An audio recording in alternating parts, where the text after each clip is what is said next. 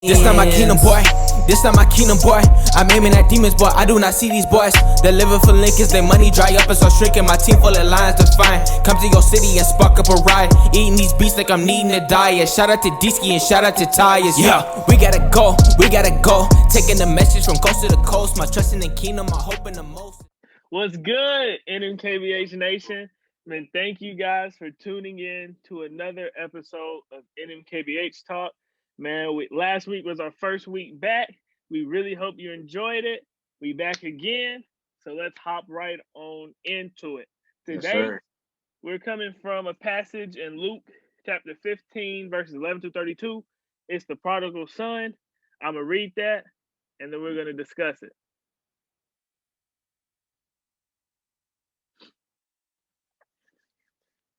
Then he said, a certain man had two sons, and the younger of them said to his father, Father, give me the portion of goods that falls to me.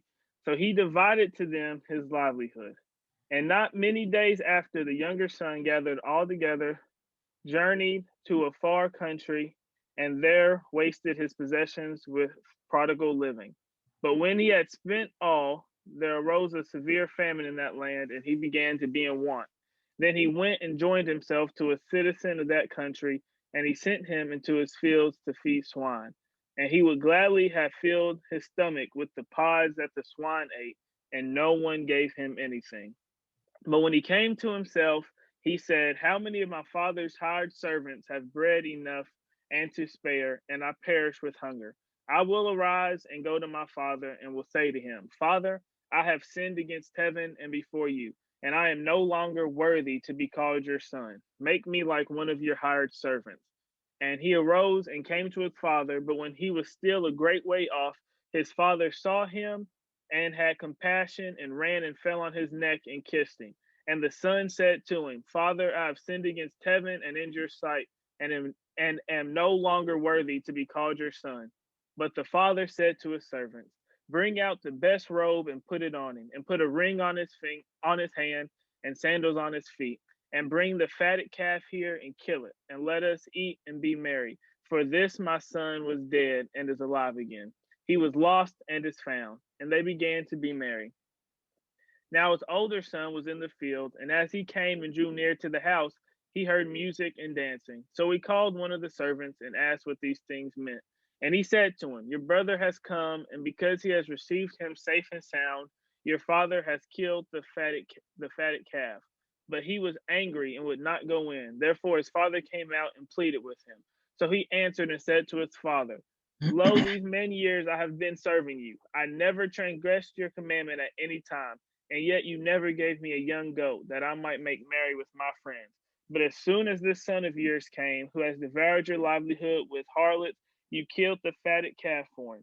And he said to him, Son, you are always with me, and all that I have is yours. It was right that we should make merry and be glad, for your brother was dead and is alive again, and was lost and is found. Yes, sir. It's a classic. Man. It's a classic. So we're still on the segment of love right now. So we just thought it would be great to come to another parable that shows the love of God. The first thing I want to talk about is the obvious aspect of how we represent the son that strayed away from his dad. Because we do that a lot.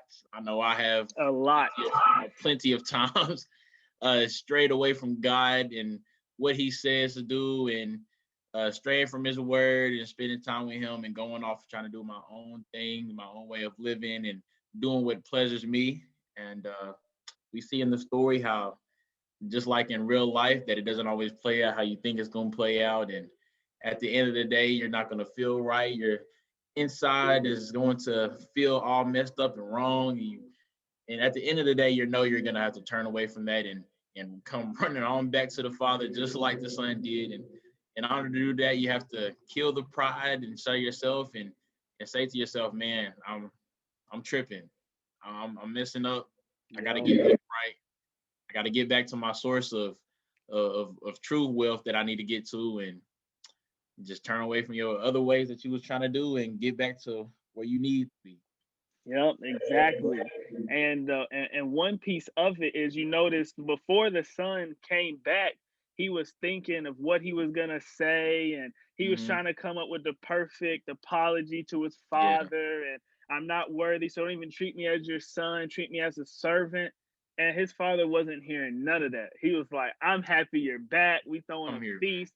See, that's something that gets in our way too sometimes. Because sometimes we feel like we get in such a mess that God's looking at us like, man, we're kicking him to the curb. He's not part of my family no more. But God is thinking the farthest thing from that. He's thinking, my son, my daughter is coming home. So none of the, you don't got to try to think of this perfect apology, this perfect prayer, this perfect thing to get God to accept you back.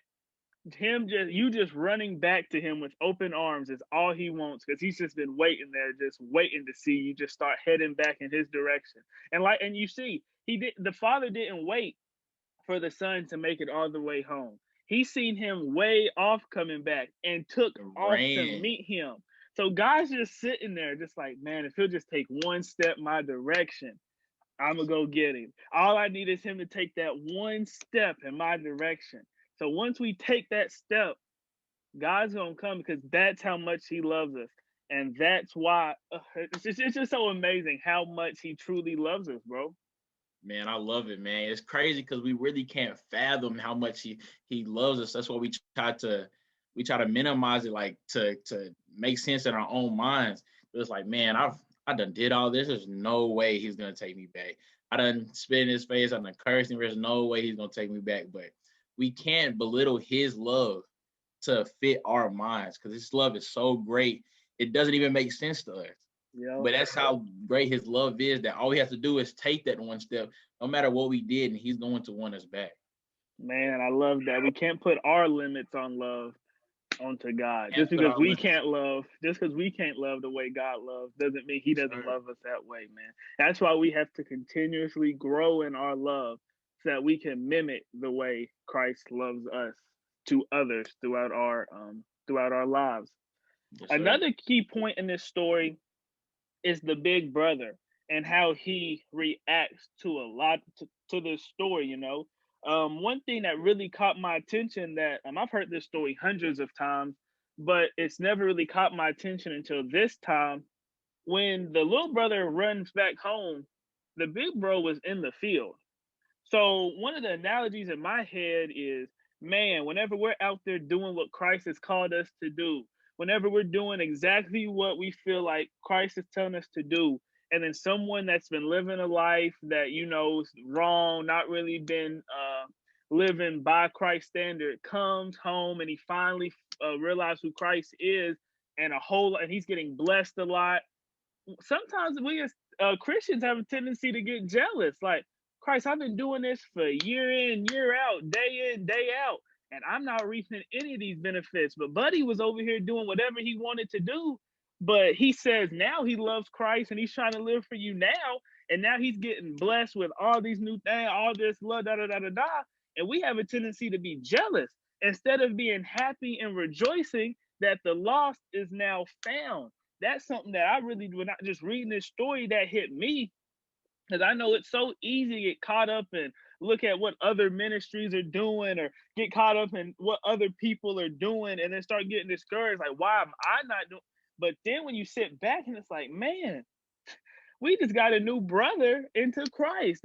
That's what we're trying to do. That's the whole reason for everything. So when you're in the field and when you see people that were lost becoming found, we have to be willing to rejoice with them, because that's the goal of everything. If that's not why you're in the field, you're in the field for the wrong reasons. For the wrong reasons, man.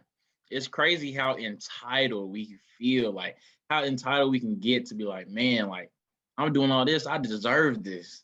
Like, is Yep. I pray every day, I read my scriptures, so I deserve blessings. But just like you said, like why are you doing those things so you can get stuff?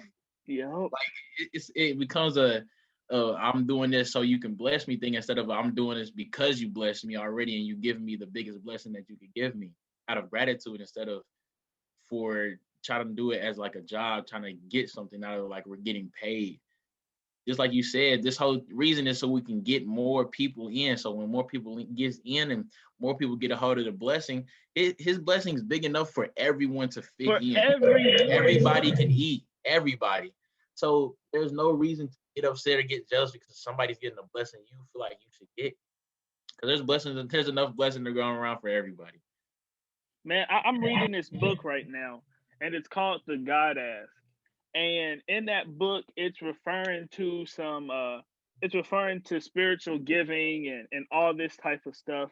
And one of the things is it's always debunking the fear of asking people to support you when you're doing different ministry things and all that. And one of the key things he always talks about is how the heavenly budget is not limited. Like when we're doing things for Christ, it's not limited. God will blow people in your life to make things that you're doing for his kingdom happen. So like we always and it just goes perfect with what you were saying with there's enough blessings for everybody. When we're doing things truly for Christ, he's not going to let anything get in the way of that. We're not going to need anything. We're not going to want anything that we need in order to get Christ's message out there to the lost folk. He's going to provide a way for us to do it. It's just about us being 100% in, and it's about us doing exactly what Christ is telling us to do, and the rest will take care of itself. The rest will take care of it. He's an awesome God, and he's a giving God. Don't limit his love and don't limit his blessings, because he can overflow you. And will. And will. And will. Oh man. So you got anything else? Nothing. Just love.